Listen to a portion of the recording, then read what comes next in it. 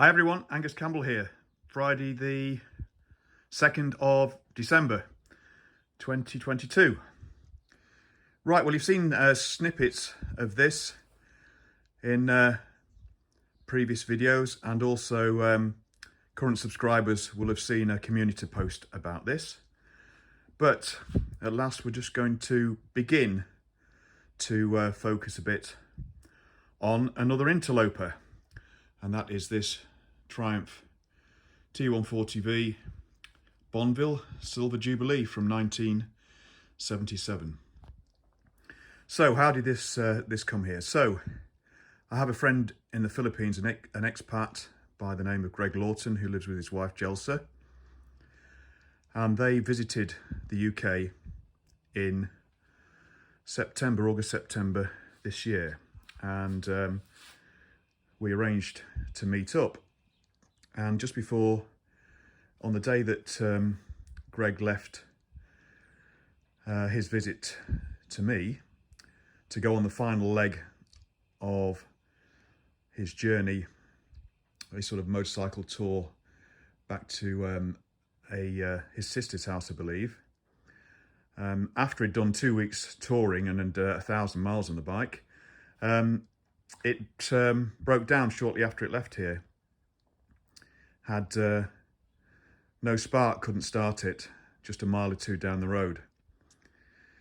So this ended up in my garage for the time being.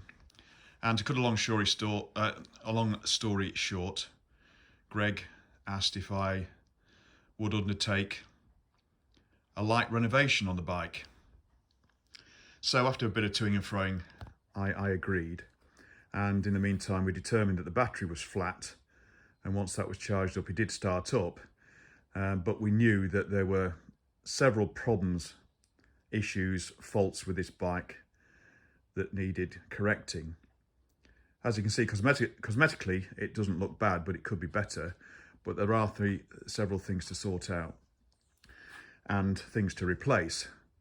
So what we've been doing for the last month or two is getting together a parts list, etc. And these arrived not long ago. So that gives you some clues as to what we're doing just on the top there.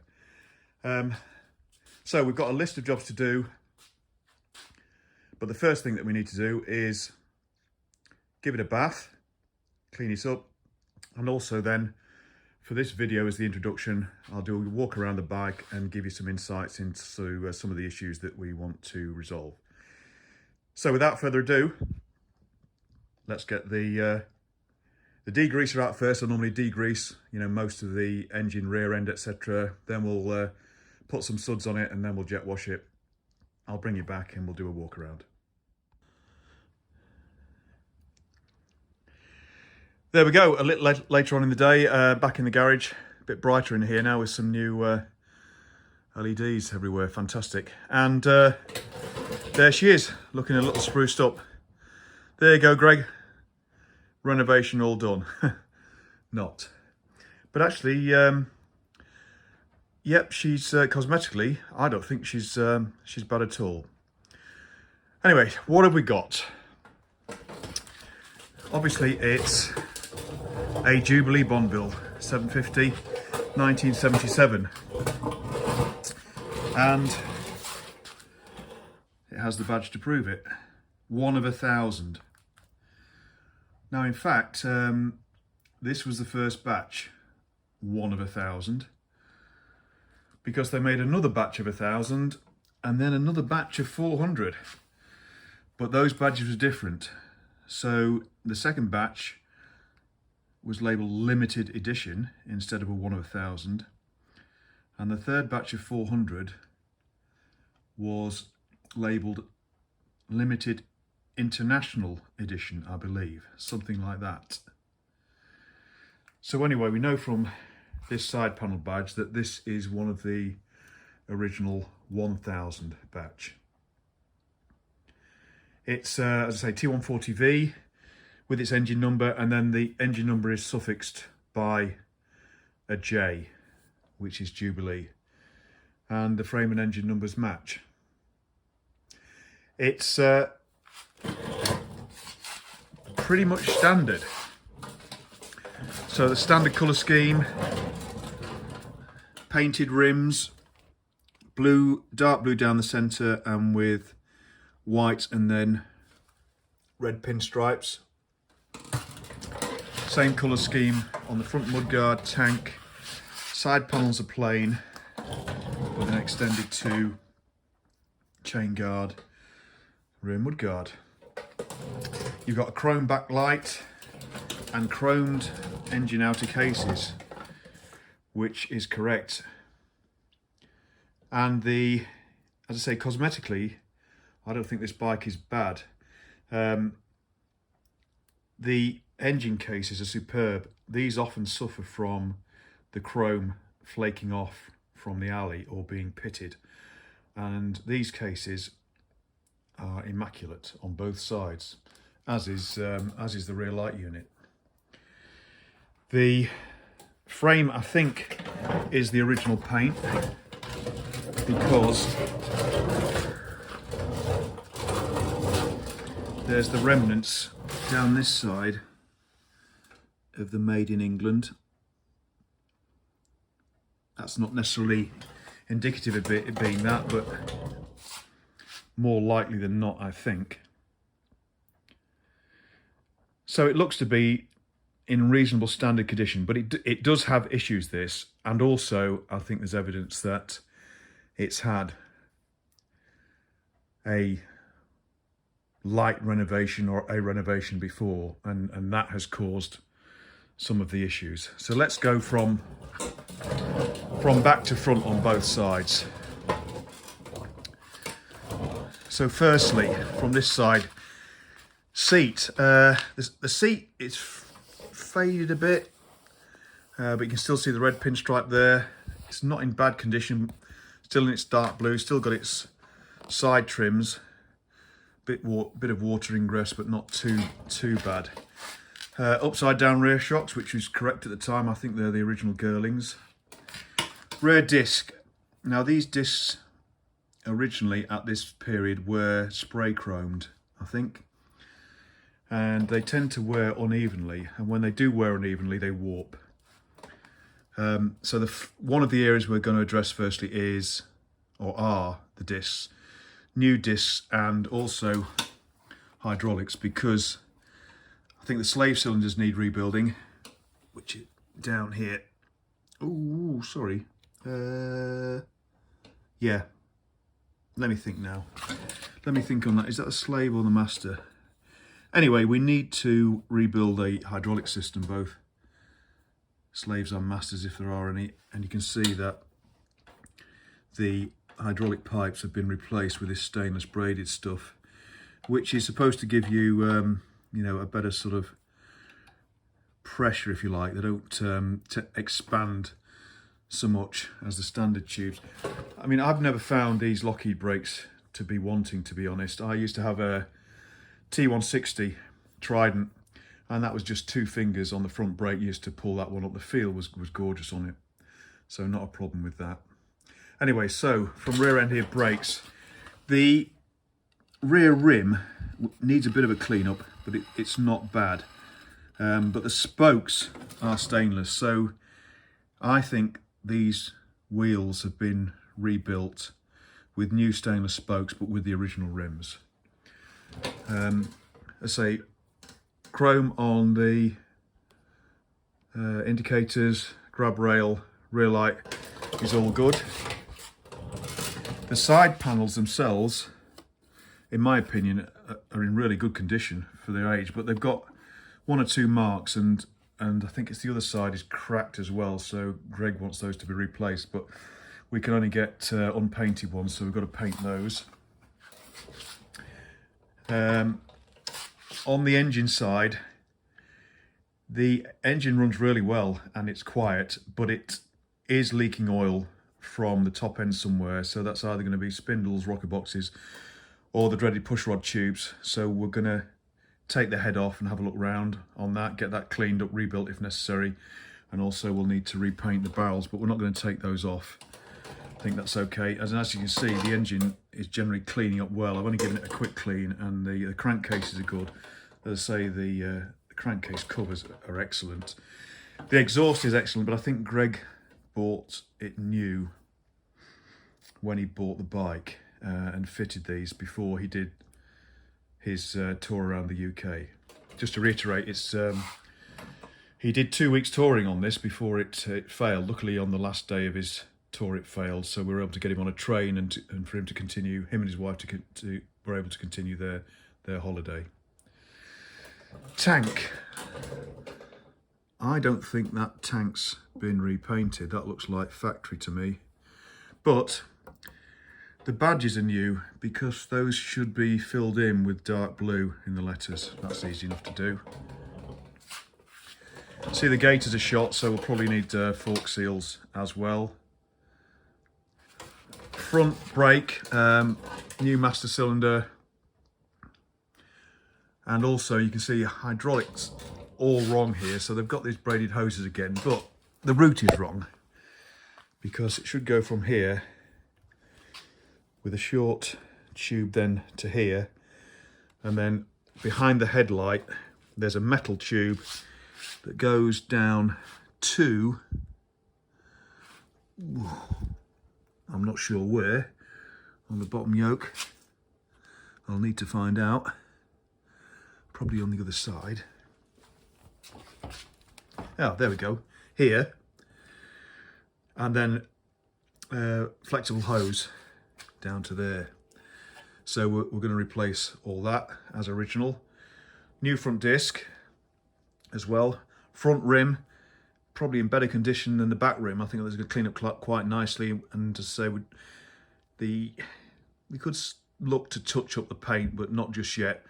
I think what we've agreed to do is do all the basic issues first, and then the minor cosmetics can be attended to as Greg goes along, rather than doing a full restoration on this. We do it as a running rebuild.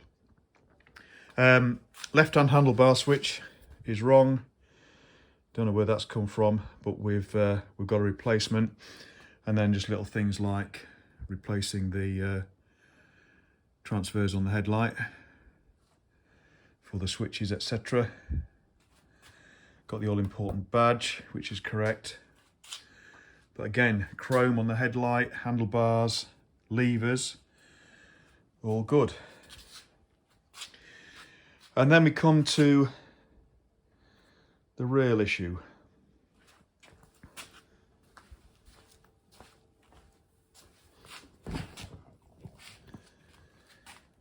What the bloody hell's all this? Crimps everywhere. What is that? And if you just give me a second, I'm going to lift the tank and take the headlight out the front, and we'll show you some more. But when you see something like that, you start to worry.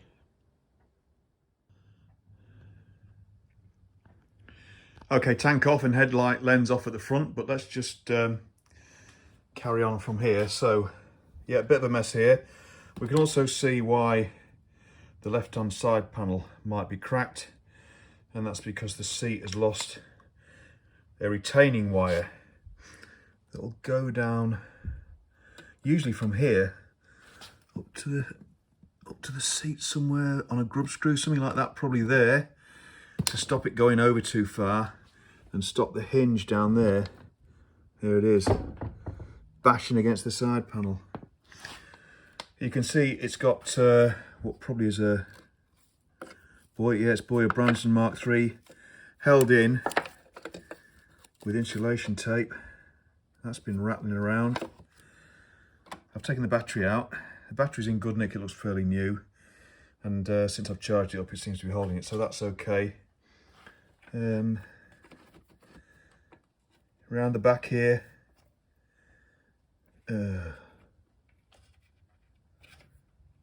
sort of bullets, and there's the standard ones over there. Yeah, that they're right, but that is not. Lots of bare wires all around here over to the main harness here. Let's just go around. And then that looks all right, although there's bare stuff here and there, until you get up here, you know, who knows? And then you get up to the top here.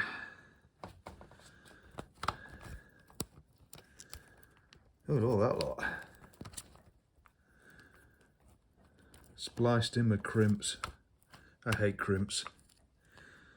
Some people swear by them. I don't. And then the pièce de résistance. Doesn't look too bad until you start digging in. Every connector, type of connector under the sun. God. That looks okay down there, but then that standard headlight. There's an interesting one somewhere. Oh yeah. What's that? Why do that? And then yeah, we've got a few blank ends. 2 blank ends. So you think they might go together. But nothing happens when you do that. When I last checked, half the electrics didn't work, indicators didn't work. Some of the warning lights didn't work. Lights did work.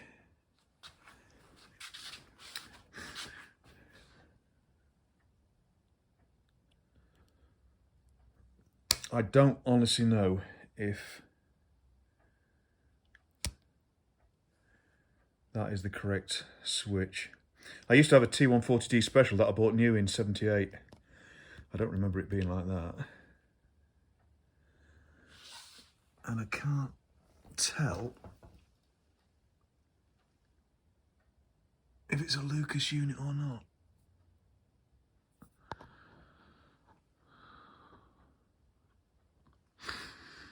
Anyway, there we are. That's about the extent of it. In general, I mean, the wiring harness is easy. I've done plenty of them, and we're just stripping it all off, and we've got a new harness for it. And we might have to, you know, plumb in a few bits and pieces, especially if and we've got a new tri-spark ignition. So, you know, I have to make a few amendments to it, but we'll be doing it properly with you know, Lucas bullets and spades and soldering, which is my way. So I think that's about it really. Clean up the wheels, discs, hydraulics, wiring harness, side panels, cylinder head refurbishment, front end out, fork seals, gaiters, hydraulics at the front, left handlebar switch, and a few other bits and pieces. But that's it really. So there we have it. I say cosmetically the paint is good really. And as I say, I think it, you know, that doesn't look original. That looks like pinstripe to me. But then you've got a bit of bubbling around that mounting there, which is the strengthener on the underside, I think. Or not. Can't feel anything other than a screw. But yep, as we're going along, obviously we'll get down to front end off, head off, seat off, rear wheel out, and then we'll have a basic frame and plenty of room to work on to clean everything else up and see where we are. The only other quick thing I did notice was chrome on the front headlight, front stanchion shrouds, going a little bit, but not too bad, not pitted. Just looks as though it's been rubbed a bit, so it's down to the nickel. Anyway, nothing special. There we are. So I suppose the burning question is why take it on? Well, it is a derivation of the power set, as I think I said in the previous video. So it's oiling frame, the same oiling frame as the BSA 650 and 750 twins.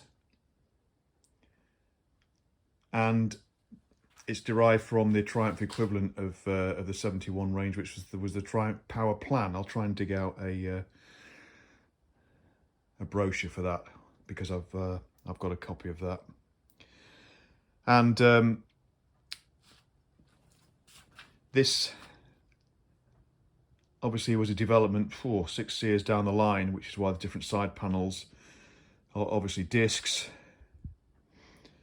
but also a shorter main stand as well. It's a lot easier to get on the main stand, this, which was a development because the early twins 71 were criticised, and my 71 Lightning, God, it takes some getting onto the stand because it's so high. Okay then, we'll leave it there, everybody. Now, we'll not really get into this until coming towards the springtime, and there's a reason for that, and I'll explain that in another video, which will be out in 24 hours or so, where I'll be doing a bit of a year-end update early, and I'll explain the reasons why. But other than that, that's the intro to this, another project for next year for Greg. So I'll leave it there. Thanks everybody for subscriptions, interest and comments. And I will see you again very soon before a bit of a break. Cheers everyone. Bye-bye.